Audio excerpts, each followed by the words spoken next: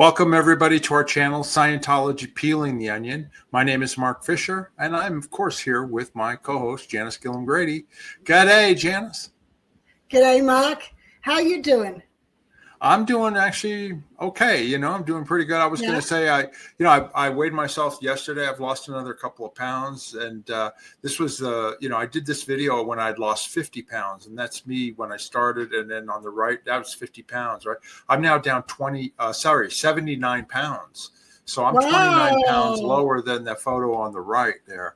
So, I'm, carrying on and can't eat very much, but that's okay. It upsets my stomach if I overeat. So I just have basically one meal in the morning and then a small one in the afternoon and walk my dog and that's work a little bit, Good. Yeah. How is your liquid vitamins doing, Janice? It's selling well, and I've gotten some new reviews on Amazon. So anybody else, if you've purchased my liquid vitamin, you like it. Personally, I think it's the best out there. And please do a review on Amazon because it helps get more sales for me. And if you haven't tried it, please try it. It's got all the vitamins, the basic vitamins that the body needs. Yep. And then, of course, you've got your magnesium complex, too. There's a lot of news media. I think I even sent you a story on TV about magnesium and how it's so important now, Yeah, and they're finding, they've released, the different magnesiums do different things, which is why this has got 8 different magnesiums in it and not just one like the other major selling magnesium products. And I'm even guilty of that with my koala calm. It's only got one magnesium where this one has 8 different ones. So it's more potent and powerful and beneficial. Okay, well, that's good. Yeah. Good to hear. So we have a returning guest that we interviewed her a couple of times last fall, and it's been a little while because we've been busy and traveling and all sorts of stuff. But just to remind everybody who we have Deanna Ross back, and this was the first interview that we did with her. And her family started Scientology in Las Vegas in the 1960s, and we had a fun time reliving Las Vegas and where her house was and where the original group now is a Carl's Jr. hamburger place. So that was the first video. This is the thumbnail. So if you want to watch that one, I'll put a link in the description. And then the second one we did, the last one, was her on the Flagship Apollo as a teenager. And that's her with the blue circle around her. And she told a lot of stories about being on the Apollo with you.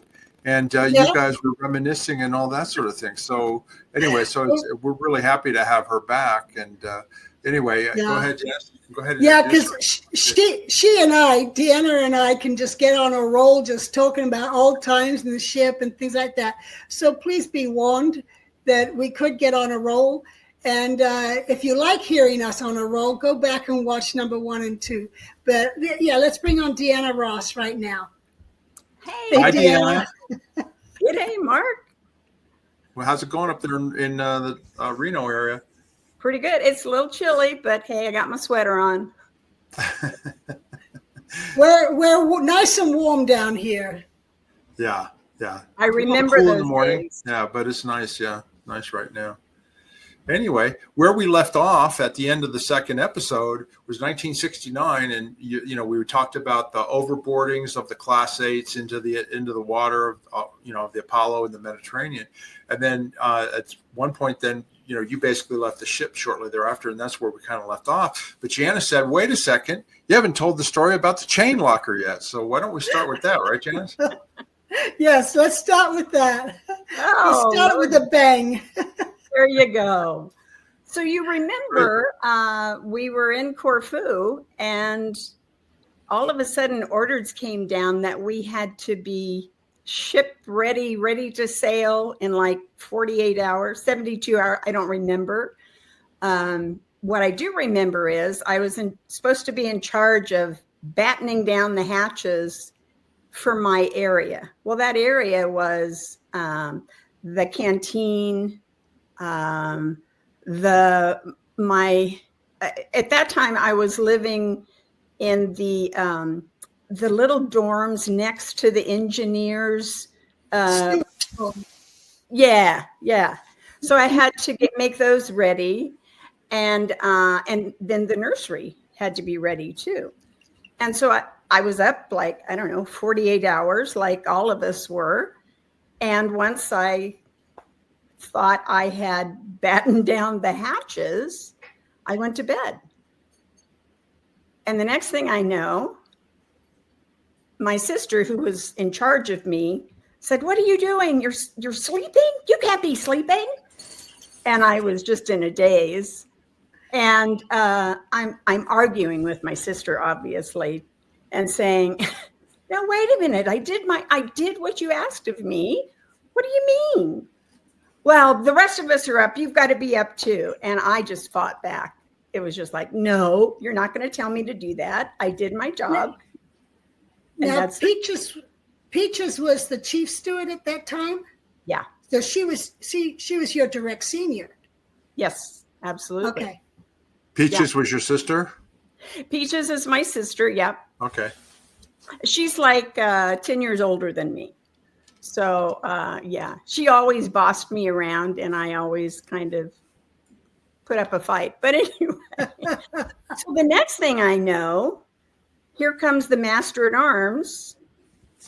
And so I think it was Joanne Robertson. Yes. Joanne Robertson. I don't remember who else. They came and manhandled me all the way to the aft chain locker. And I am going, no, I was hysterical and fighting and the whole 9 yards. And I was flat out exhausted from being up for 48 hours. Can you, on the ship here, can you point out, Janice, where the chain locker would be? Oh, at the very back in the aft. On that side, though, right? Oh, no, I was on the other side. No, it was in the middle. Oh, yeah, actually it was. It was on the port side. Yeah, it was right for the chain. It was right behind the men's. Yeah, right behind the men's bathroom at the aft part of the ship. You had to go to the men's bathroom to go past the bathroom, and then behind there was where the chain locker was. Now, Janice, the front anchor you can see up there, front there. Was there a chain locker up front there too? Yes, there was two chains up front. No, they mostly. I have heard of some people being put up there, but they mostly use the aft chain locker. I think it was easier to get to. Yeah, definitely easier. Yeah. So I got manhandled, kicking and fighting the entire way and yelling and screaming. It's like, "You're not going to do this to me. You're not going to do this to me. I'm not a DB. I did my work." I was furious, absolutely hysterical. And once I knew I couldn't get out of it, you have to kind of give into it, obviously. And I got put in the chain locker. And the chain locker, in the aft chain locker, the anchor chain was up inside the hole, the bulkhead. And so you sat on top of it. You were sitting on top of these chains, but there wasn't much room in between the bottom of the top of the chains and the ceiling, whatever you want to call it, up above. So it was kind of confined, small space. And I remember sitting there being terrified, absolutely terrified, because I knew how the anchor chain was secured with the devil's claw. Mm-hmm. Right? You know what the devil's claw is. Right. So it's just two big hooks that come down through the chain and hold that. And all I remember was, my God, somebody up top, all they had to do was lift that devil's claw, and the chain with gravity would take me right out with it. I was terrified, but I was also exhausted. Right. And I fell asleep. I fell asleep in a very uncomfortable position. And this was kind of the turning point for me, with my really wanting to be away from the Sea Org. This was just so over the top because I had done. How old were you? How old were you then? I was 15 because this is before we left Corfu. Right. Yeah. So I didn't turn 16 until we were in we were in Cadiz. Okay. So, so I fell asleep and then I woke up and I realized I got to get out of here. I've got to do something to get out of here. And so I just started spouting what they wanted to hear. I'll do whatever it takes. I'll do whatever it takes. Give me, I'm sorry for what I did. Yes, I was whatever. And I talked him into it. And I don't know how long I was there for, but I'm assuming it was maybe 6 hours or so. Because I'd knock on the and say, because there was somebody standing outside. Right. So I would knock on the door going, I get it. I understand. I screwed up. Let me out and I'll make things right. And eventually they did. They put me in treason. Okay. Yeah, that's typical. Yeah, they put me in treason. I was made to stay up another, I don't know, however long it was. It was still a long time because you had to get out of each condition before you could sleep. Right. So, and then you have to walk around asking for permission to get back into the group and all that. And in that, I also got sec checked during that time. It was presented to me as, oh, you haven't had any auditing. You'll need some auditing. We're sorry, we didn't give you the auditing, blah, blah. So I get sec checked and I also get grade 5 and 5A. And it took all of, 3 hours, the sec check and the. Oh, really? Yes. Isn't that funny? It was one session. Yeah. Wow. Well, that's power, right? Power processing. Yeah, is that right, Janice? Yes, that's power processing. 5A, but usually you do grade 5, and then you do 5+, 5A. But it's different sessions. Well, maybe it was one day. Let me put it that way, because I remember going to the examiner and then going back into session. Okay, but I don't know why they would be doing that if you were in ethics trouble, unless it was because it was always said one gets in ethics trouble if there's out tech. So you'd think they would have been correcting the out tech, not trying to move you further up the grade chart. I don't know. That's all I know. Right. Who was your auditor? Nobody I even remember. Okay. No. No. And that was the only auditing I ever had on the ship. Right. And the class 8s were obviously already gone, so your parents were no longer there. Exactly. And I didn't have a guardian like you did. I had no one. Well, I should have. Basically, I could say I had no one. I mean, Mary Sue was supposed to be my guardian, but she never did anything with us. She might sit down and talk and say, oh, I heard from your parents, and then she'd get information to write back. But that was all she did. Yeah. So once we left Corfu during a storm, I remember because we were on 6-hour watches or something like that. Yeah. That's right. Yeah. Yeah. And of course, I was a trained lookout. Well, I didn't even know what that was about, but I did it.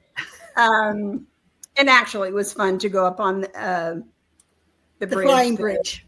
Yes. The flying bridge. Was it the flying bridge or the conning bridge?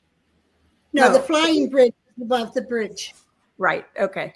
Anyway, I remember being up there, and it was super fun to actually be up there. It's the little place above the bridge in the picture. Yeah. Right? Yes, it is. Yeah. Where and the gyro was. Yes, the gyro was up there. That was the compass. We just had that installed, and actually the whole thing wasn't working when we had to sail. We got kicked out of the port and it wasn't all working, so we had to put a rush on that and try and get everything properly set up. That's funny. I guess that's why I couldn't read it too. I don't remember that part of it. And then, as you said, we left during a storm, and I remember we were out at anchor because we'd been kicked out of the port, so we're out at anchor to get supplies. And I remember Annie and I were looking over the rail, and you might have been with us, but they're doing stores party. They're bringing stuff in on the lifeboat out to the ship, and it's rocking and rolling. And I remember watching them with a big sack of potatoes. I'm like, oh, watch that one go in the water. And sure enough, it went right between the ship and the lifeboat down. That's crazy. Yeah, but once we got out at sea, I just remember, and it's funny, 40 years later, I had this reoccurring nightmare of that storm. Because I remember walking down 'tween decks, and as the ship rolled, you'd be walking up the side of the bulkhead. And then you'd come back down and you'd walk up the other side of the bulkhead. Anyway, so I had nightmares about being on a deck railing, holding on with my dear life, looking over my shoulder down at the water 40 feet below, just terrified. My husband even talks about the nightmares.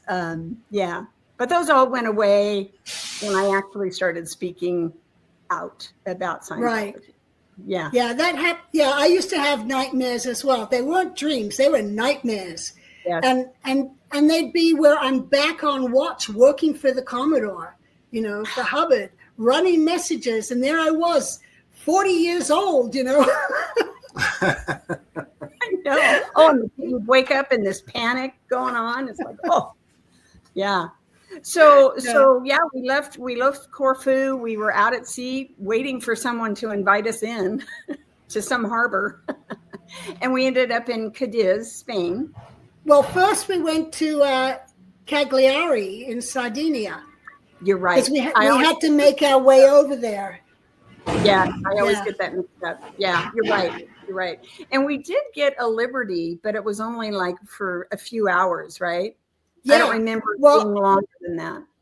We used to get the Liberties where it was for every second weekend. We got the Liberties in Corfu.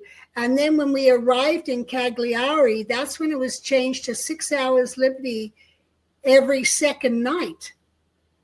And so, yeah. And I remember Suzette and I going off and having pizza.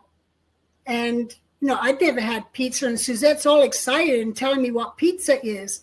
And we have this pizza, and it comes out with anchovies on it. And it was disgusting. and then Suzette left her purse in the restaurant, and so we went in a panic later on, went running back. I think we thought we found it, but it wasn't there when we got to the bench. But that was our Liberty in Cagliari. That's funny. Yeah, I remember going with, do you remember Sharon Jordan? Yes. She had really long blonde hair. Yeah, that's right. We palled up together. She was older than I was, but we kind of palled up together. Actually, my only mission, the only mission I got to go on was New Year's Eve in Corfu. Uh-huh. I get a message, and I think it was Peter Glass's Peter Warren comes down and says, "Do you want to go on a mission?" And I said, "Well, of course." And me and Sharon and Alan Buchanan got dressed up on New Year's Eve, and we went to some vineyard in Corfu on New Year's Eve. And in hindsight, I mean, We drink wine. I was 15. We're drinking wine, Right. and men are kind of walking around us and hovering kind of thing. And it was like, okay, weird. But, later, as an adult, you go, what the hell were two young teenagers sent on a mission to some vineyard? Were they going to have sex with us and we were going to be, safe pointing them? I don't know. It was weird. It was weird. But you don't remember what the mission was, what you would accomplish? It was just that. Now, understand, I'd never been on a mission. I was just chosen for what I thought was a mission. It could have been that, but I think it was presented as that. Anyway, but that was Sharon. What was Alan Buchanan? What was he doing? Was he sort of like just? He was like he drove us there. Yeah. He drove us there. You tell me. I don't know. Janice wasn't Peter Warren? Was he in the port captain's office at that point or no? I think so. I don't know at that point, but he was all the years afterwards. But I don't know about that point. And he was the one that held our passports, right? I mean, yeah. Oh, he would have been the ship's rep probably, rather than the port captain. But was this during the time when they were checking out different locations to put the AO? Because we were going to do an advanced organization in Corfu, and Hank Larhouse was to be the commanding officer, and so they had to buy the place and get it all set up, and Hank was working on that. And then when we were getting kicked out, that all had to be quickly shut down right as it was opening, and then it was all shipped off to Denmark. And that's where the advanced organization St. Hill EU started, was because Greece got shut down before it had really opened its doors. Yeah, that makes sense. Of course, I didn't know anything. It was just like, oh, yeah. Go somewhere on New Year's Eve, get dressed up, woohoo. It may have been, I'm not trying to justify it at all because it sounds really strange, but it may have just been some kind of PR caper or stunt or whatever. So. I think it was PR. Maybe he was trying to impress some local officials. Who knows? Why two teenagers? That's all I have to say. Well, I don't know. Other women. Yeah, and of course you were with Alan Buchanan, which he was older than you guys, but I don't know. Yeah, well, he had to drive. But I think it was to do with the AO, because I remember Christmas time, Hank had been involved in that at Christmas time, because he was he was like my deputy dad type of thing at that time period, because I had no parents on the ship.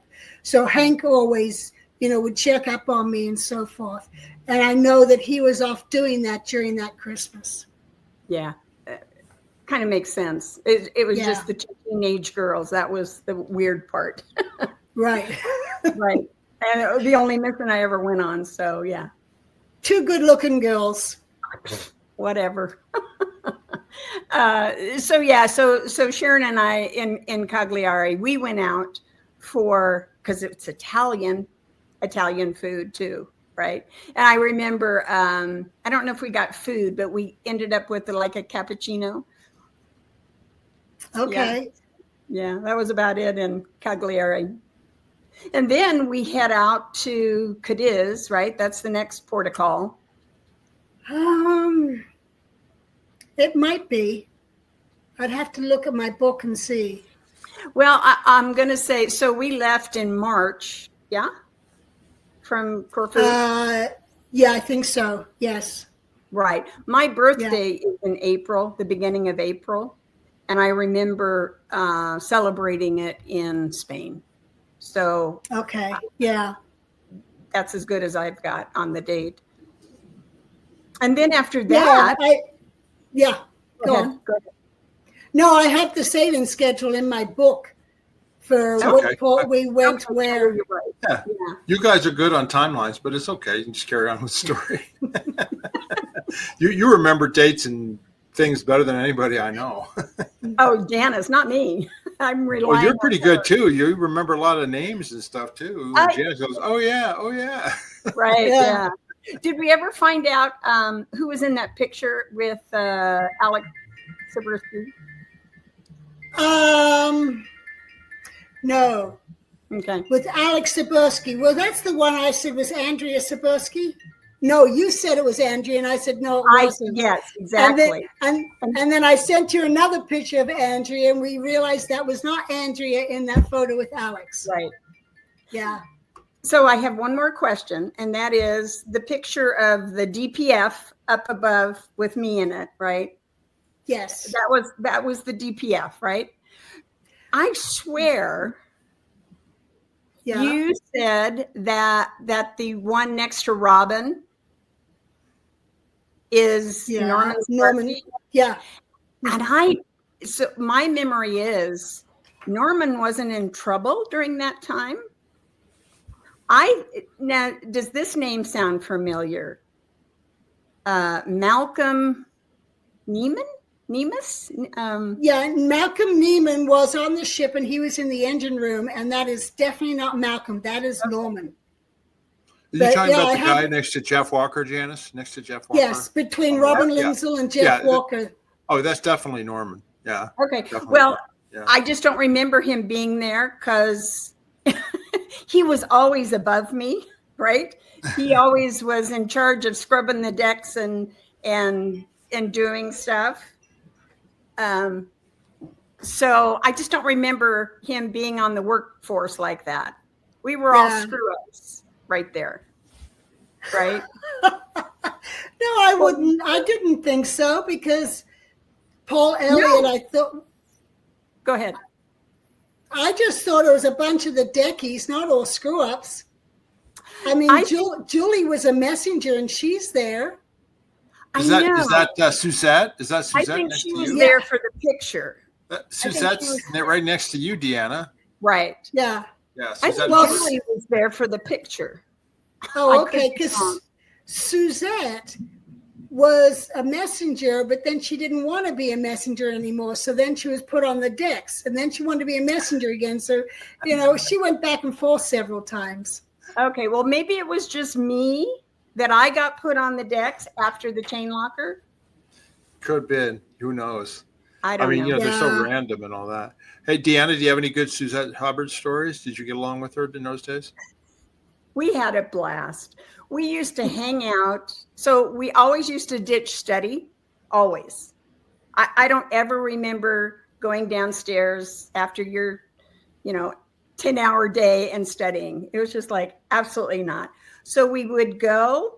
There was a bunch of us. You may have been one of them, Janice. We would sneak off into those very forward cabins on A deck. They used to just store like extra mattresses and stuff like that. And we used to hang out there and just tell ghost stories. We had the best time laughing and carrying on, but we had to hide it from Arthur. Arthur would he would rat you out. He would. Yeah. It's like, oh, you little shit. Yeah, so we would always have to fool him, and he never figured out where we were. That was a very secret place that we found. Right. But while I was there, I'm going, why are there mattresses stored in cabins when the ladies' dorm is filled with all these women stacked 3 high? Why can't they have a cabin? I didn't understand that. It didn't make sense. I could explain that. The cabins were for offices. And you had a cabin. Yeah, but I started off in the dormitory. And only when I became a messenger did I manage to talk my way into getting the cabin. And after I talked my way into it, then other messengers, there was 4 of us, we all, 2 cabins between the 4 of us. But that was talking our way into it because we were now Commodore staff. Oh, good. And all the aides had cabins. And then eventually I actually managed to talk my way into getting a single cabin. So I had a cabin by myself. And then some birthing in charge came along and said, nope, she needs to be teamed up with someone else, and a married couple can get the single cabin. Yeah. Janice, who was your roommate? Who was your roommate in your cabin? Claire Popham used to be my roommate. Oh, yeah. And Terry and Annie Tidman and my sister Terry were in a cabin, and then Claire and I were in a cabin. Yeah. Wow. Yeah, I just remember my sister walks on board and she becomes chief steward and she gets her own cabin and I don't. Right? What the hell? And I see you and you've got a cabin. It's like, what the hell? And then we're playing in this cabin with just stuff piled up in it and nobody's using it as a cabin. And it was like, this isn't right. Yeah, well, those mattresses would have been from the other cabins that were then turned into offices. So there were extra mattresses. And then eventually they were moved down to upper hold one. And then a lot of the young kids and teenagers used to go hang out in hold one rather than the cabins with them and smoke cigarettes. And I think there was a fire started once. And then there was a hammock down there. And I remember Doreen, my sister-in-law, that she wasn't my sister-in-law at the time, but she was on it. And Arthur tipped it over and she fell out and couldn't move. And so they had to open up the hold. And with the crane, they had to lower it down and bring her up by the crane and take her ashore. And they had an ambulance there to take her to the hospital in Safi, Morocco. And she just couldn't move. And anyway. Wow. So Arthur got, that was, 70. Okay. 70. But I remember Arthur Hubbard, because he's the one who moved the hammock or whatever, he got called up to Hubbard's office, and I had never seen any of the kids yelled at like Arthur was being yelled at by his dad for what he did to Doreen. It was like, everyone kind of just froze. No one wanted to move and catch his attention. It was rough. Oh, Janice, roughly how many cabins were there? Just estimate. I mean, was there 100 cabins or what? Well, each corridor had 4 cabins, and there was probably maybe 10 corridors on each side. So like 40 cabins? Yeah. And the cabins were, there was cabins on the prom deck that had all been converted into offices for the aides. And then on A deck, on the starboard side, was the cabins of all the aides and the Hubbard kids. And then on the other side, it was offices where Mike Goldstein was.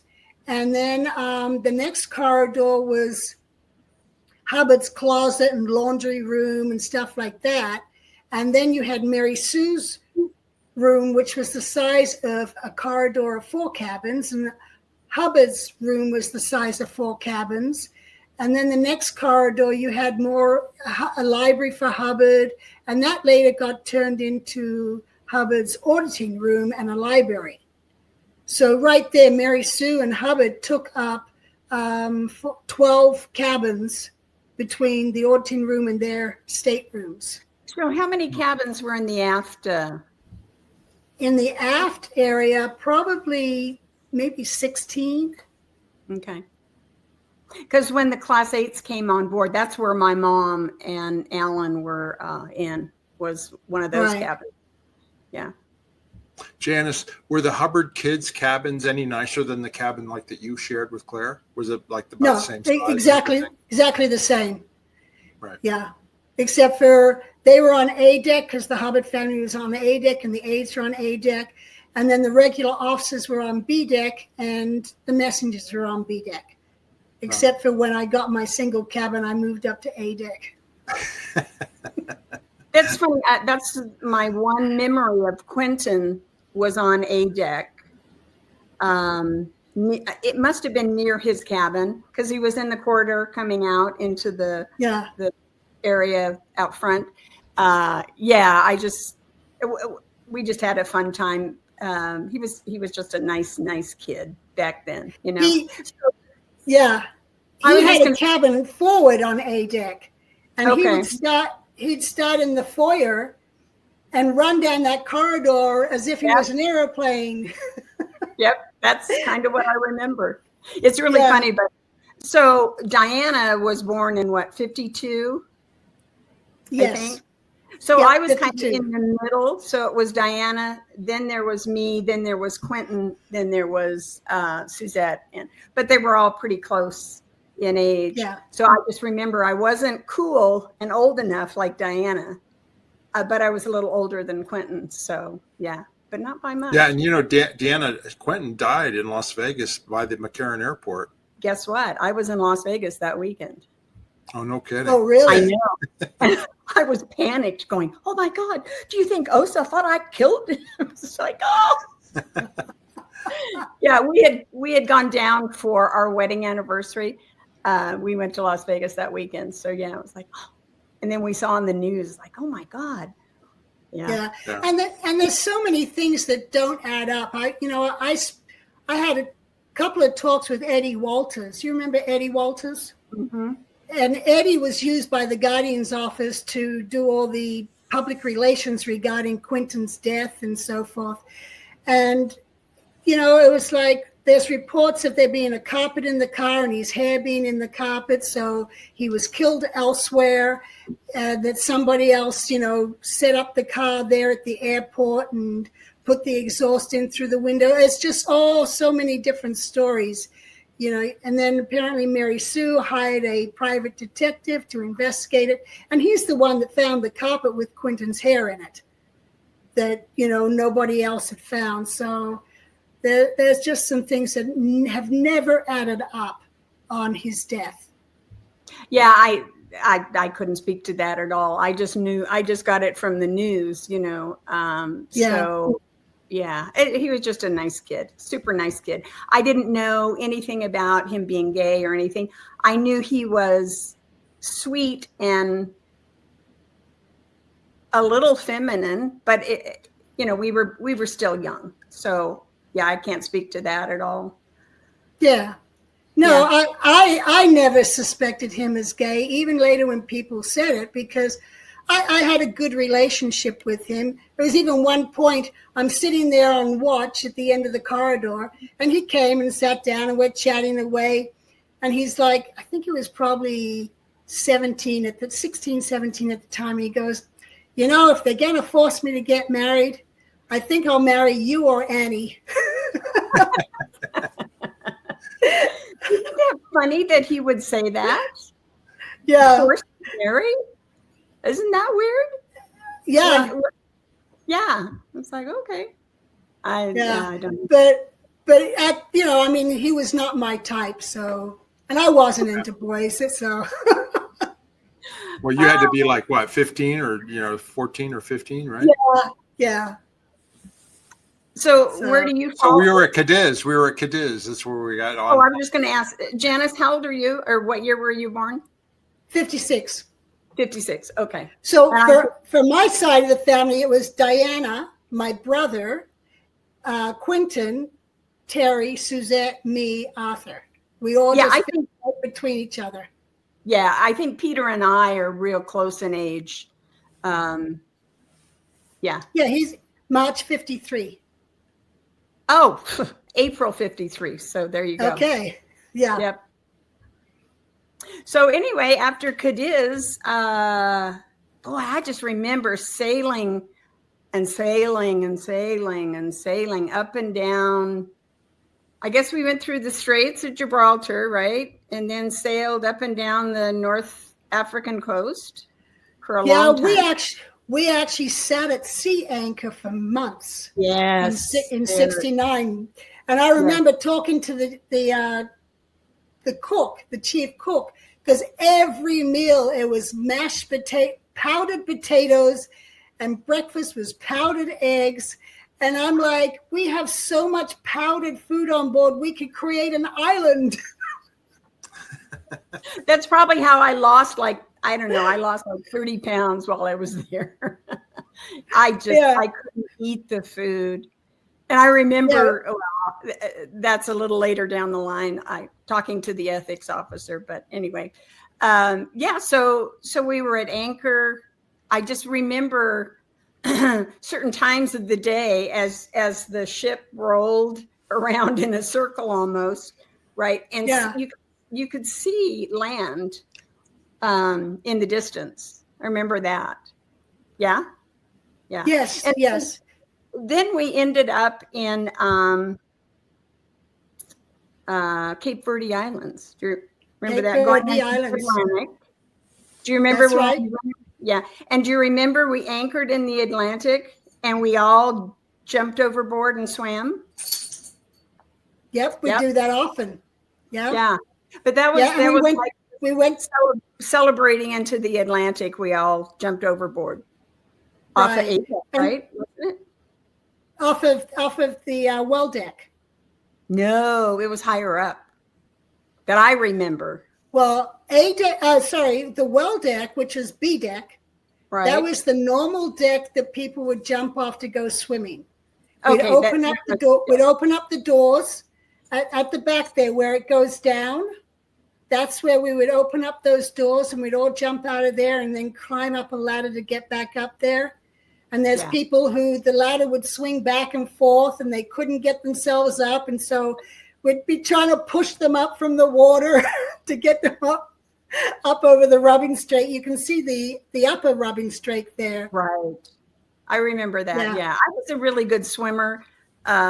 Being raised in Las Vegas, that's what you did all the time was swim. So I've been swimming from a very early age. So I don't remember being pushed up I probably helped push up, but yeah. But my brother and Captain Bill used to, if you see where the bridge is, they used to climb on top of the bridge wing and dive off of there. There was a very few people that would do that distance, but Captain Bill did it, and my brother used to do kamikazes off of there. That's crazy. Where that's gotta be, he'd be coming down flat, right? Yeah, it was crazy. Feet. Yeah, you are all good swimmers too, right? Yeah, we were all. Yeah, we had been competitive before we joined the Sea Org. I was competitive. Went to school in England only because I was like one of the only kids that could swim in my class, right? That's the same as me. They went to swimming, and then I'd show up in 5th grade, and no one could swim, though they had swimming classes. So the teacher had me teaching the class how to swim when I was in 5th grade. Exactly. Same here. Yeah. Same here. And then my sister and I, we wanted to join a swimming club. So we go to the East Grinstead swimming pool to check out the club. And we watched some races and we were like, there's no competition.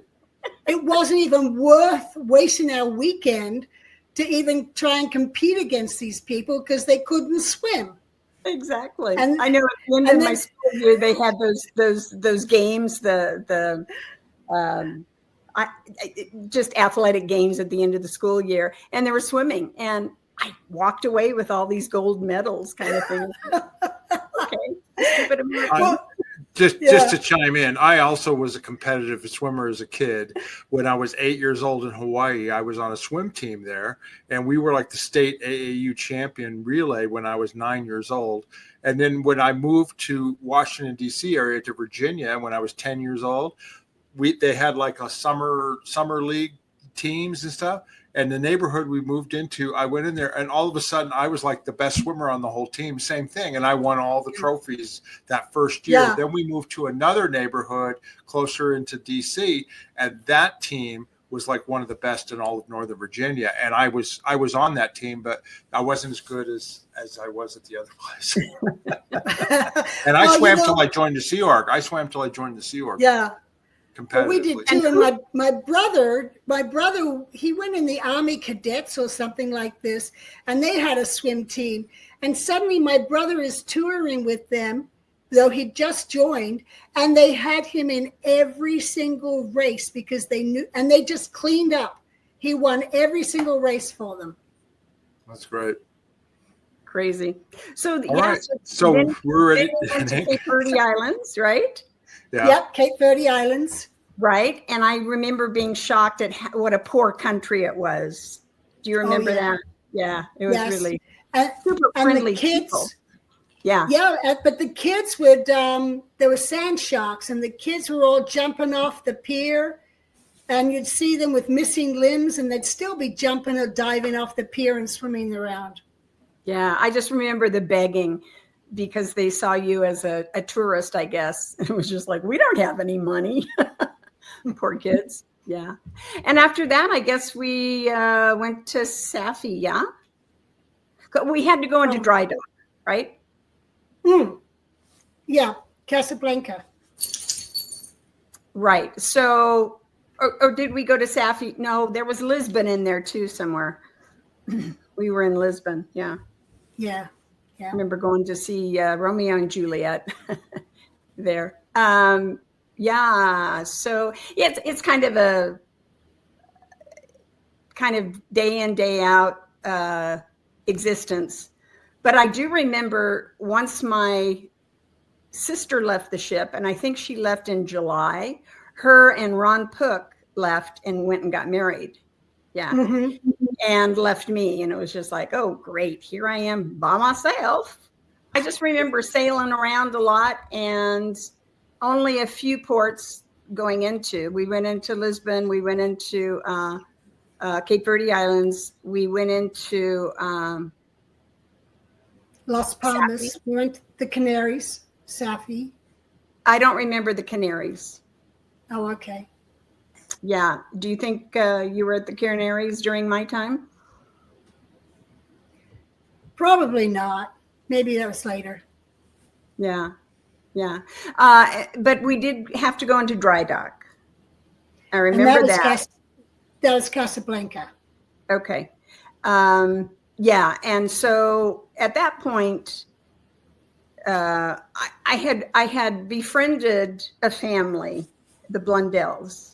Mm-hmm. Debbie and I were pretty tight from the nursery, and they were kind of like surrogate parents. We went on a couple liberties together with them, and they were leaving. They were going to Denmark.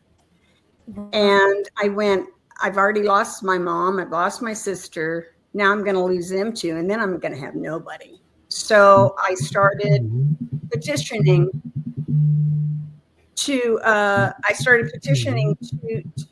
go with them. And is someone's phone ringing? Yeah, not mine. Must be Mark. Go ahead.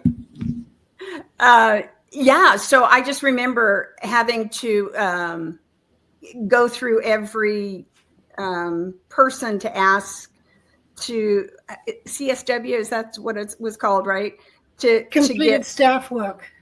Right, to get permission to go with them to Denmark. And I remember Connie Broadbent was my last, well, she was the ethics officer. And this is where I have such a kind, she was genuinely kind to me, because I went before her and I said, I'm depressed. I am so sad. I don't eat.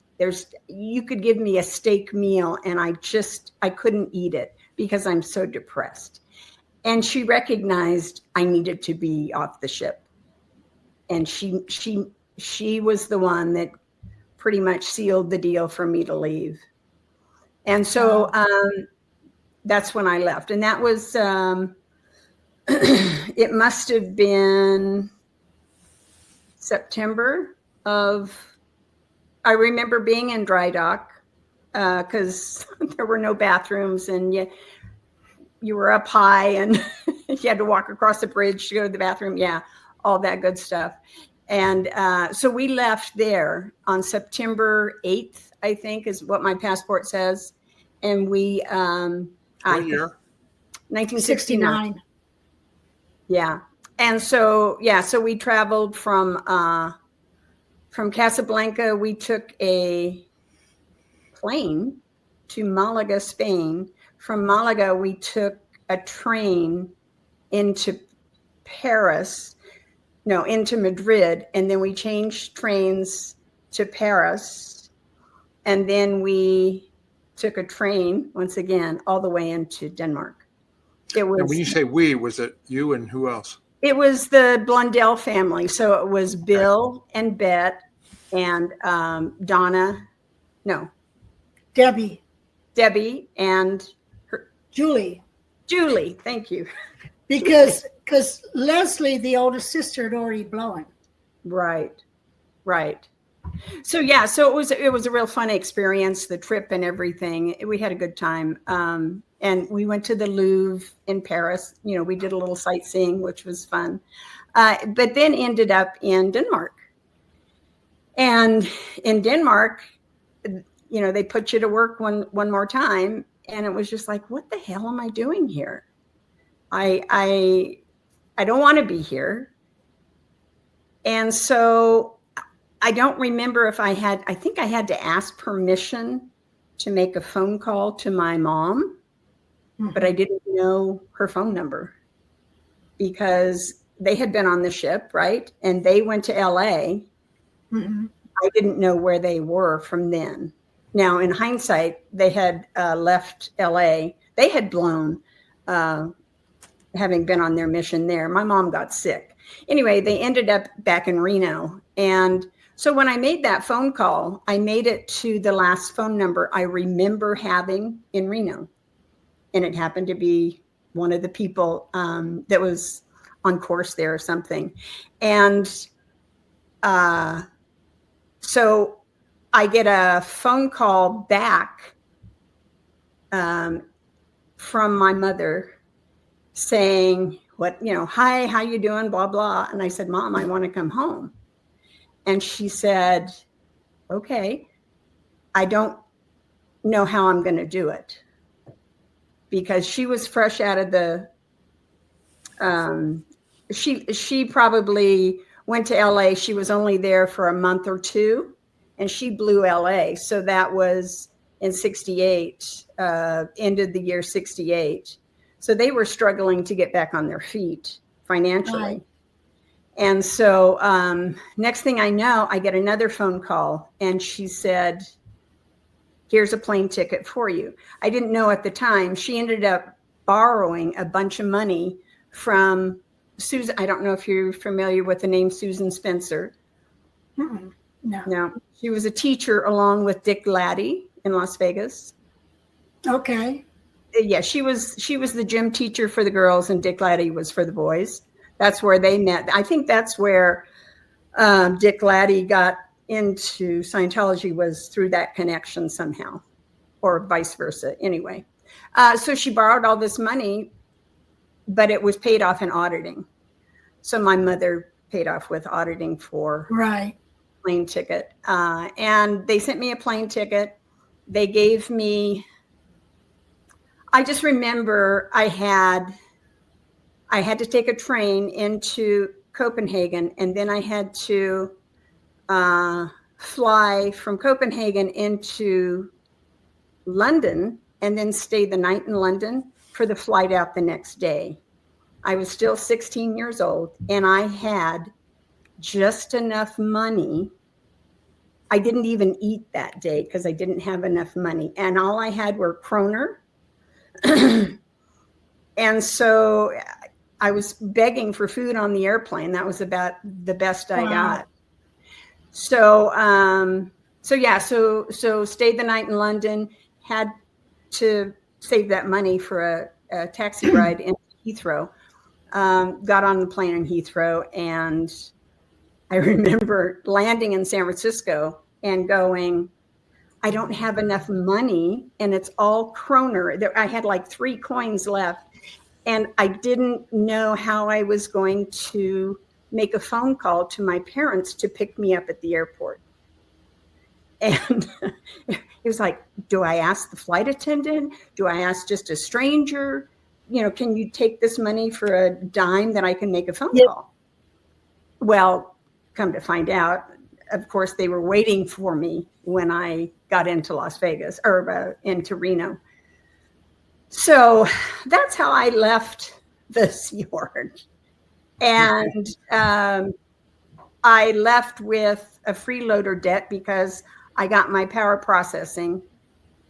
And that's so right. One day's worth of sessions, right?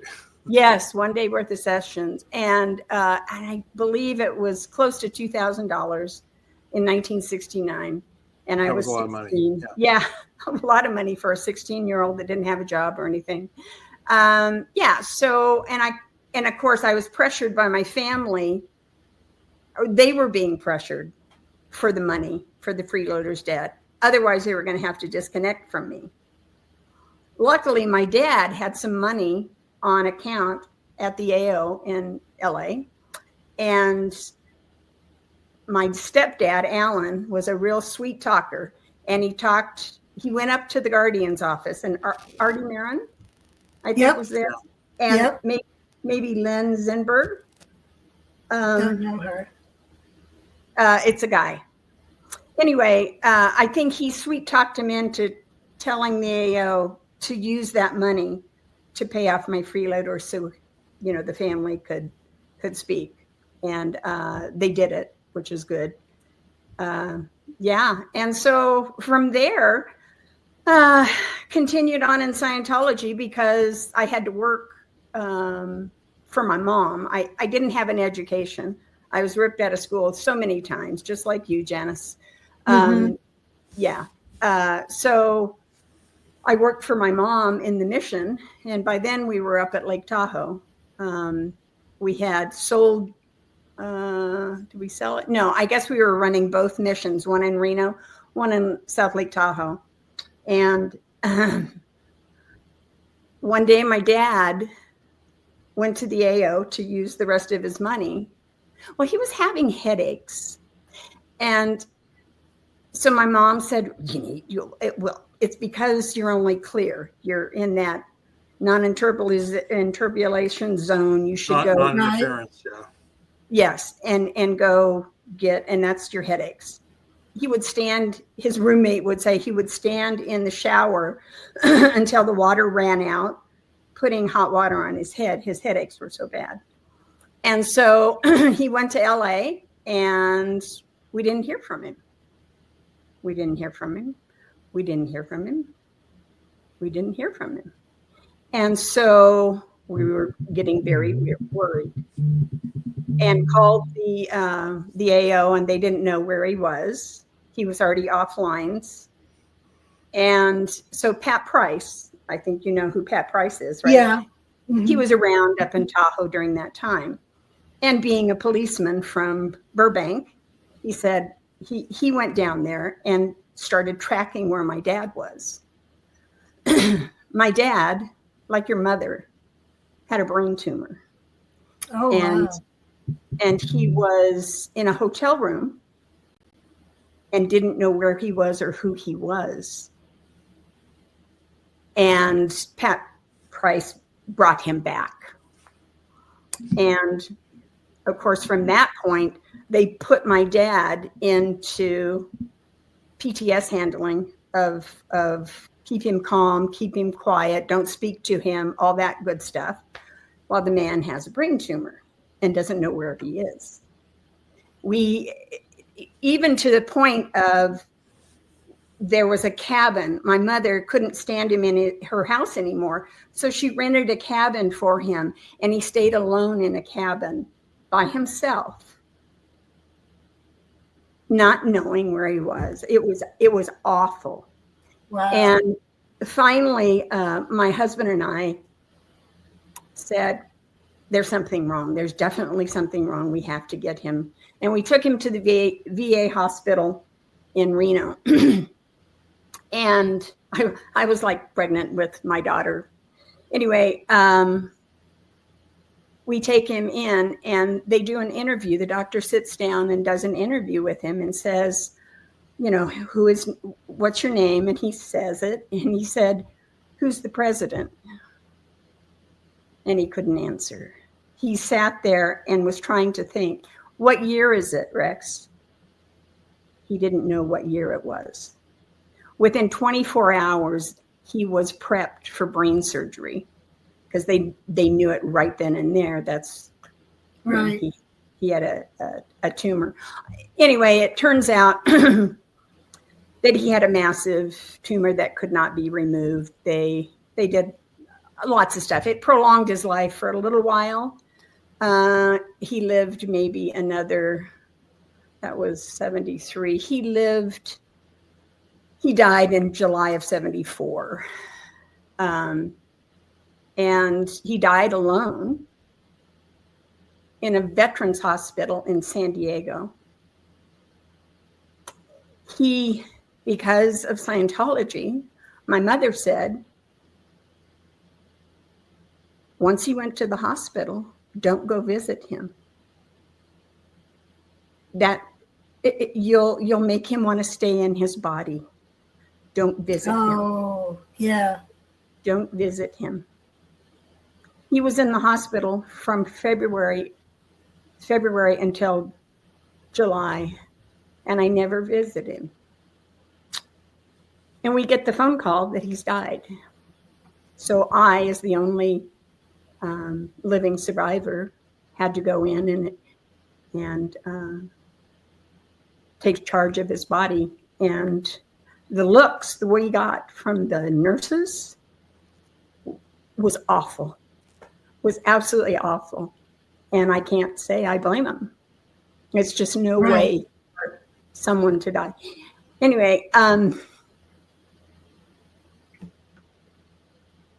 and all the time, his own mother, his sister, his brother knew nothing about him because he had disconnected from him.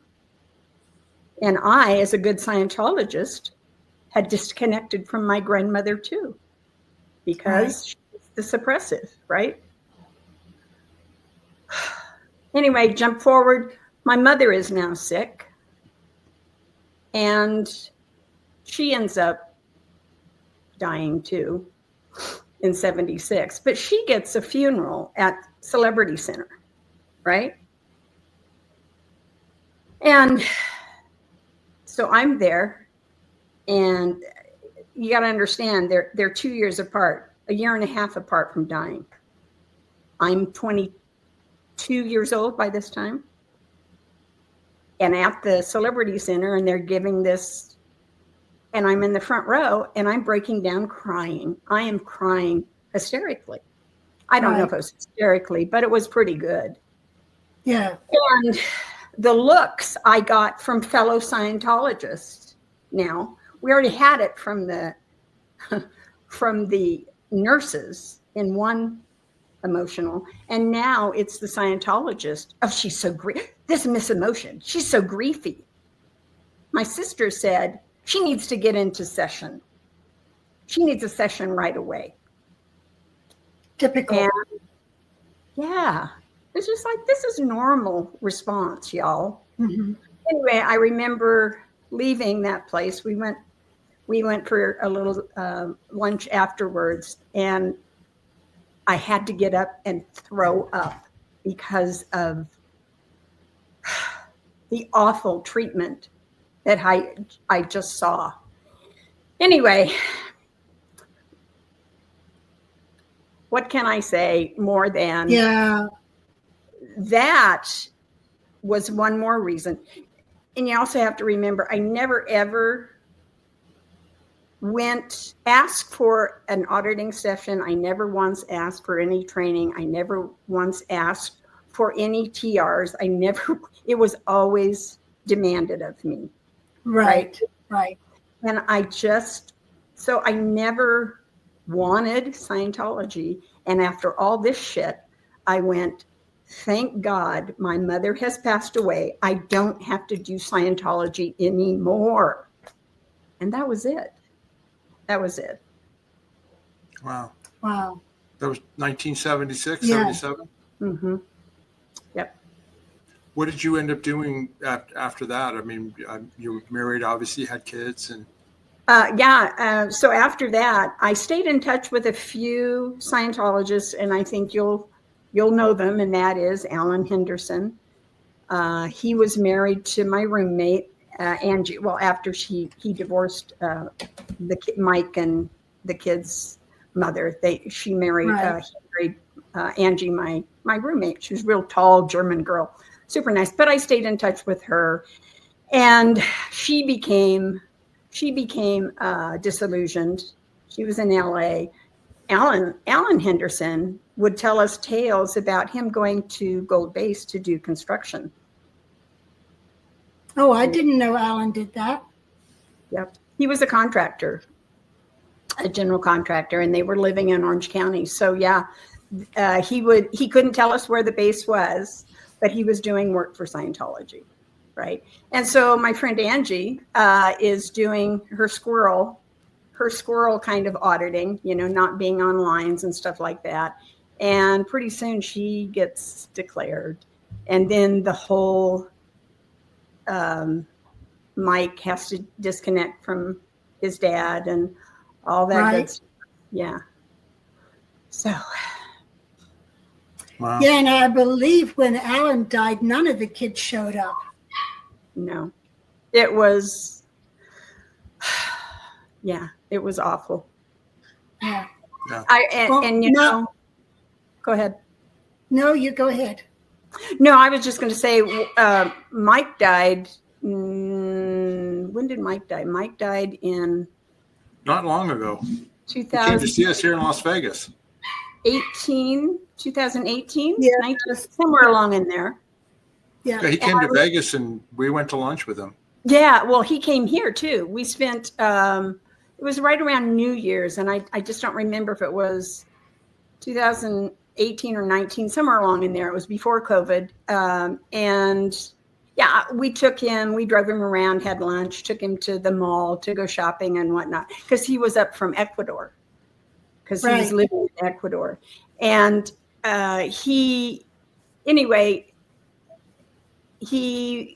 he came to Reno because he was sick, and he was in the hospital and he was dying.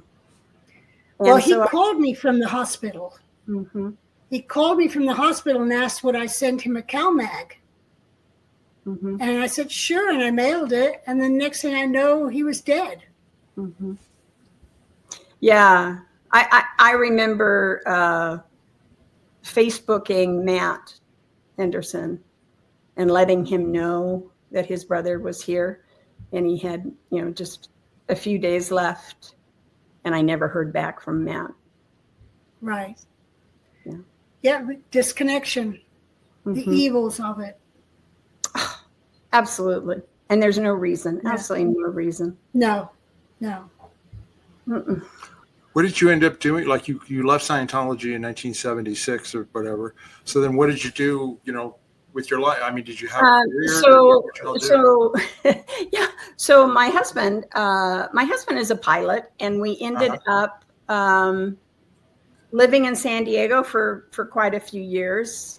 And then his job kind of played out, and he had a job up in Reno. So we moved to Reno, and because that's where we had met. And so, we've been here ever since then. But I became, I have two children.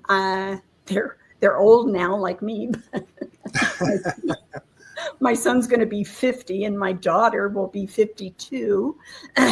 Yeah. And so they're here in Reno. Absolutely no Scientology at all with my children, ever, not once. Right. They didn't even know about it until I started speaking out. And I started speaking out when I saw Leah Remini in the aftermath. Oh. And what? And then somebody said Going Clear, and I watched Going Clear. And what do you know? There's a picture of me on a ship in the Mediterranean. I'm going, oh my God. And so, let me backtrack. There is one thing I did do, and that was after L. Ron Hubbard died in 86.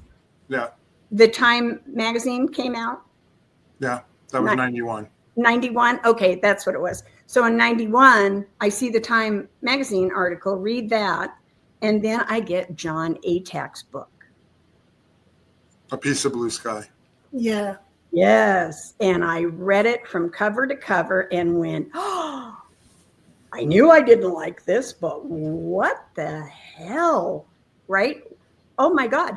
So I packaged it up and I mailed it off to my friend, Alan's wife, and she read it. And I said, promise me that once you read it, send it off to my sister, but, put it in a brown paper and, so she doesn't know who it came from. Of course, I don't think she ever read it, but, so, and then come forward to 2017 and I'm watching the series on A&E. And then I'm totally mesmerized by it. And I'm waiting for the second season. And the second season drops. And it's Miriam Francis and Sina Kamula.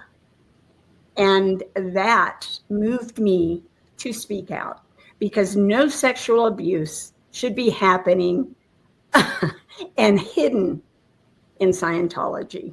Right. And I had no idea Scientology was as big as it had gotten or that any children were there. And I thought, I cannot keep silent anymore. And within 6 months, my sister had disconnected from me because I posted a video of Leah's show on my Facebook page. And that was all she wrote. And it's why Is your sister still alive? She is. She's in Clearwater. I believe, is with Jeff Spina. She's always been in Scientology, and she's always had businesses with other Scientologists. Okay. I understand why she's still in for the most part. But anyway, yes, she's still alive and living in Florida. And we have a brother, my mother was married several times, but he's my half brother, but it's my sister's full brother. And so he stays in touch with her. And so I hear from him, that what she's doing. Right. So so you started speaking out. Did you do interviews and things like that at that point? I did. I started just posting on Facebook, basically, and then I did. So I started watching YouTube because everybody's on YouTube. So I started making comments, and Alex Barnes-Ross was interviewing Neville Chamberlain, and he tells the tale of my mom going up into the crow's nest, and I'm going, oh, and so I start typing in it and corroborating his story, and that's kind of where it all went. And then last year, I got so impassioned with all the YouTube going on, you guys, Claire and Mark Headley, Aaron Smith-Levin, and there's William Good, and there's a protest. And I said, hey, honey, you want to go protest? And he said, well, yes, we will. So we hop in our little travel van and we head down there, and we had a blast. I have to tell you, I'd never been to Blue before, because my time in Scientology was before. It was before that, yeah. Yeah, right. All of it. And so I have to say, it's the creepiest place on earth. That big ass lion in there. But anyway, we met a lot of nice people. It was super fun. It was great to see OSA was still in full force with their cameras coming out and taking pictures of us and taking pictures of our license plate and all that good stuff. It was super fun and very cathartic. I had no idea it was going to be, but that's good. It's good for you. Yeah. And then you reached out to Janice, and then we got to have you on the show. Janice reached out to me. Okay. A year or so. Because I kept seeing, I kept seeing her name pop up, and I know her. Right? Well, we met on Facebook. Mm-hmm. Yep. Because somebody somebody invited me into, Rod Keller invited me into the Facebook group. And so, yeah, I started talking and whatnot. And then I get a notice from Janice says, do you want to be interviewed? And I said, well, sure. And then a year goes by and she never answered. And in the meantime, I hear, after we went and protested, I hear from Natalie Webster saying, do you want to be interviewed? And I said, well, sure. And so, yeah, so I've done interview with Natalie and then you guys. Yeah. That's great. Yep. So it's come full circle. And of course, you've been able to reconnect Janice and you and, tell these stories. And then also we're sorry about, the abuse and, what happened and all that. It's just terrible. But it's important to tell these stories. You know what I mean? It's super important. Yeah. And, I've had a lot of comments from. I was just going to say the abuse continues on and the story hasn't changed much. Right? Right. My experience is very similar to the experiences today and even more so. So I think it's really important to have a history where it came from and it's still going on. Yeah. Yeah. And it's also therapeutic to tell the story and get it off and make it known. Yes. Yeah. I'm Have you enjoyed this? We've enjoyed talking to you. It's been fun. I know fun. Janice has been really enjoying reminiscing. Oh yeah, I'm sure there's lots more. We kind of did the quickie version, but yeah, super fun. That's good. And you're doing well now, fun. Right? We are. I have 5 grandchildren. One's becoming quite the little singer. She's got a show she's going to do about Pinocchio. We're all going to go to. So we're all here on one location and no disconnection. That's great. I've come to the end of the show here, and we want to thank you for being with us, Deanna. And we could, tell your whole story, and we've enjoyed it, and I hope the viewers have too. And would please subscribe to our channel, hit that like button and notification button whenever we put out a show. You'll know, and then as Janice likes to say, rock slam that like button. And if you've got any questions or comments about what we've talked about, right down below, just go ahead, type away, and we answer them, we check them, and we always love to see the comments from people who are watching. You can support our channel by buying us a coffee. There's a link in the description that we mentioned. And then also, I'm just going to mention again, Janice, where is it? I don't have it here. But anyway, you can order Janice's liquid vitamins and also her magnesium complex. They're tagged down below. You could just go to our website and just order it. And if you're in the United States, Janice will mail it off to you, and away you go.